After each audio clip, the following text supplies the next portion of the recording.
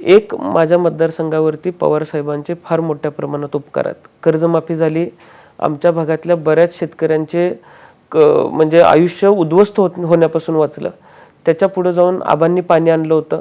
आता फलोत्पादनावरती काहीतरी प्रक्रिया झाली पाहिजे यासाठी स्टोरेजच्या माध्यमातून जी अनुदान कृषी मंत्री असताना साहेबांनी दिलं. आज 40 कोल्ड स्टोरेज माझ्या भागात आहेत. 1000 कोटीपेक्षा जास्तचा बेदाण्याची उलाढाल आज रोजी 2000 कोटीपेक्षा जास्त माझ्या मतदारसंघात होते.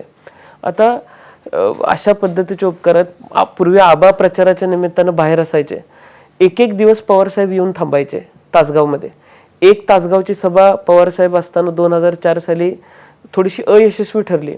आबा विदर्भात होते. पवारसाहेबांनी 2 दिवस आधी आबांना फोन केला की RR थोडासा अडचणीत वाटतोयस, तू ये. हेलिकॉप्टरनं आबांना 2 दिवस आधी पाठवलं. 2 दिवसात आबांनी त्या निवडणुकीचं चित्र बदलून टाकलं आणि आबा निवडून आले. तर पवार साहेबांनी भागामध्ये वेळ दिला होता. मतदारसंघामध्ये पवार साहेबांचा कनेक्ट होता.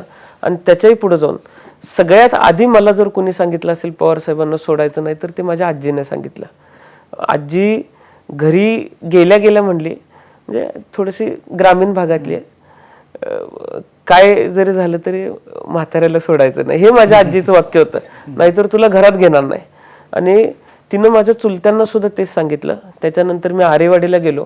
मला रोहित दादांचा आणि पवार साहेबांचा सुद्धा फोन आला की दुसऱ्या दिवशी कराडला यशवंतराव चव्हाण साहेबांच्या समाधीवरती ते येतात.